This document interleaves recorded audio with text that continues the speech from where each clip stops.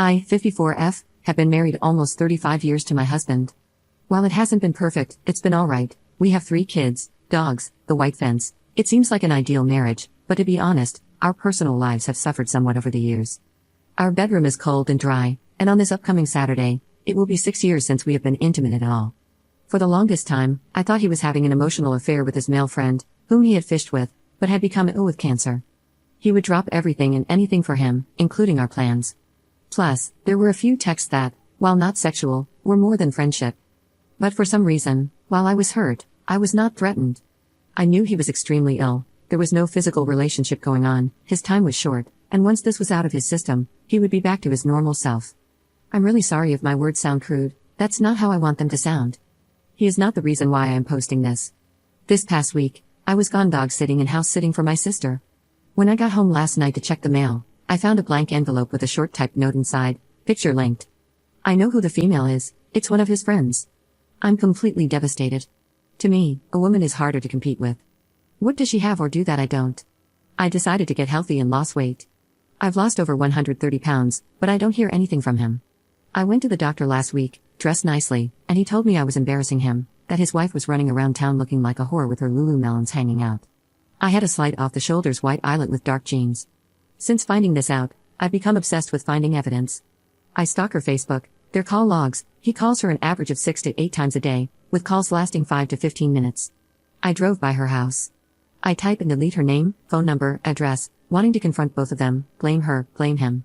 I wonder what she has that I don't, how I can fix this. Do I want to fix it? What do I do? Where do I go? I've cried for 2 days now. I can't stand to look at him, and I'm afraid to talk to him. Update 1. After a few days of crying and feeling miserable, I became obsessed with finding more information. This all came to light last Sunday. Before that, I was walking around in a state of ignorance. I went through his office, nightstand, etc. I didn't know exactly what I was looking for, but I was looking for something. I would drive by her house when he would leave. In other words, I was going crazy. By Wednesday, I broke. I was tired of him acting like it was a normal day, that there was nothing going on. I could not take it anymore, and I first wanted to talk to her. I took off in my car, drove to the dog park. It was empty, so I drove to her house and started slamming on her security door and ringing her doorbell, telling her to open her effing door and that if you were woman enough to sleep with a married man, you should be woman enough to talk to his wife. This went on for maybe 10 minutes or so. She didn't answer. I texted my husband that we needed to talk and that I know. My sister was on the phone with me, trying to calm me down and get me to leave her place before the police were called. In the 3 minutes it took me to get home, yes, he picked someone in our community. Not only had she called him, but she had also sent him the security footage. So I confronted him, somewhat. It was more like he gaslit me the entire time. He talked down to me, get your stupid head in the house, I can't believe you did something so effing stupid, etc. He turned it around on me, you are always sitting on the couch unless your sister invites you out. He didn't deny he was with her and said it's none of my business. When I asked if he would stop seeing her, he said he would not give her up, she is a good friend of his. And the biggest smack in my face, he wants me to apologize to her for embarrassing her in her neighborhood. I guess she is talking about filing a restraining order against me. So Thursday and Friday, I finished my pity party, and on Saturday, I started doing things I never thought I would have to do on my 35th anniversary. I reached out to divorce attorneys. They were closed, but I filled out the forms for consultations. I also started a resume and began applying for jobs. But after not working for 20 plus years, what kind of work am I going to be qualified for? I stayed at my sister's this weekend. I needed the change of scenery. Between his attitude, the non-existent anniversary, and the overall funky feeling, I needed a break. Update 2. It's been about a month since I found out about his affair. It still sucks. I'd like to say I've totally gotten over him, but one doesn't turn off feelings like a light switch, at least, I don't. Sometimes, I think maybe we can fix this, but then he does something awful again, and I'm back on track with my plans and goals. So, I've set goals for myself and have been working towards them. My first goal was to get a job. I was a housewife for 99% of my marriage. Not only did I get one job, but I also found a second one that I can work at the same time. I opened a secret account, not in my name, and am stashing all my extra money in it. He controls all the house money tightly, so I have to get creative. He knows about one job, but not the other one. I've gone back to school to get my degree, geared towards what I'm doing. So far, it's going well. I'm remaining positive and pushing forward, even when he gets negative towards me, you're just going to quit, you will flunk out, etc. I'm saving for a small place, hopefully a little ado or an apartment, that will allow my little dogs. Once the apartment is lined up, I will file for divorce. I need to make sure I have a safe place to go because he will become nasty once served. So far, things are calm here, I don't ask about her, although they still speak daily, and I'm sure they are hanging out. In our community, it's like he is trying to rub my nose in it. The thing is, I'm not letting him know or see that it's bothering me at all, which, in turn, is bugging the crap out of him. So, he threatened to take my phone away. Fine, I went and bought a cheap burner phone, just in case he does. Now, he has switched to being nice. He has bought parts for my car, paid the labor, and bought my scrubs and equipment I need for work and school. He asked for a list and bought it. It's times when he's nice that I think there might be hope for us, but as long as she is in the picture, nope. Then, he turns back into the jerk again with empty threats, knocking down my confidence, and I'm back to counting months until I can move. Update 3. I'm still on my phone, and I just worked an overnight shift, so I'm tired. We are in the month of June, and quite a bit has transpired, some good, some not. I finally broke down and told my kids. Those were extremely difficult calls to make, and I told them everything. I took responsibility for my part and admitted I could have done things better. They, my kids, all older, said that while it wasn't perfect, I did my best with what I had, and that didn't excuse his cheating. My eldest wanted to come out, go a few rounds with his dad, and confront the other woman. I told him it wasn't worth it. My second son is my thinker. He didn't say much, but you can tell he is deep in thought. My third son said it's about time with the way he talked to you and treated you. I hope you're thinking about leaving. I was honestly on the fence. He would flip-flop between wanting to work on us and fix us, but his actions said differently. The past 2 weeks have been the worst. Since he has been using my son's car, my son put a tracking device in it. Yes, I have access to it, and no, he does not know about it.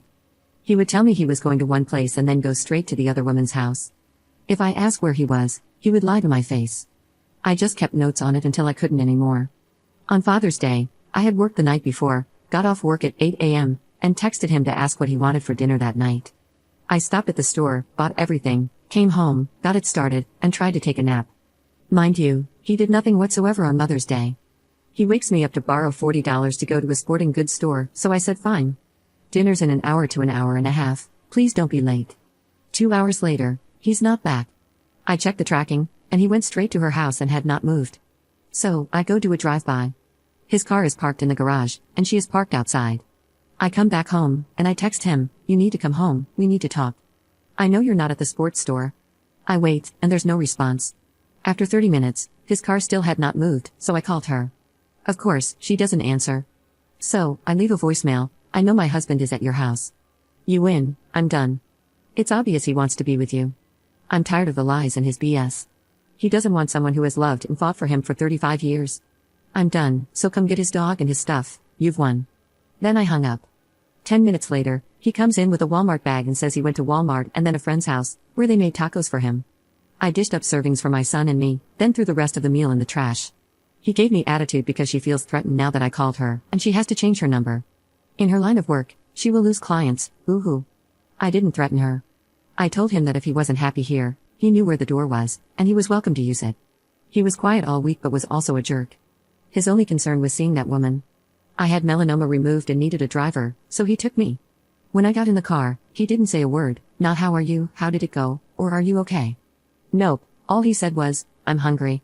It was also the 30th anniversary of losing my sister to melanoma, so I was extra sensitive. Little things were just adding up. He was forgetting things I needed or had asked for. I was at the bottom of his list. On our son's birthday, he couldn't even wait for him to blow out the candles before he went to her house. This last Sunday, he was going through the kitchen cabinets, pulling out some soup, and said he was going to take it to a couple who had been stranded down the road for a couple of weeks in a broken-down RV.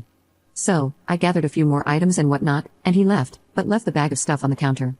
I checked, and yep, he went right to her house. This was it, my last bit of energy for this marriage. So I texted him again, I don't understand why you need to lie. There is no dog park, hiking trail, fishing spot, sporting goods store, broken-down RV, nor Walmart on Bunker Hill. Why not be honest and tell me you're going to her house? It's obvious, regardless of what you're saying, you don't want to work on our marriage. You have and are choosing her over your family.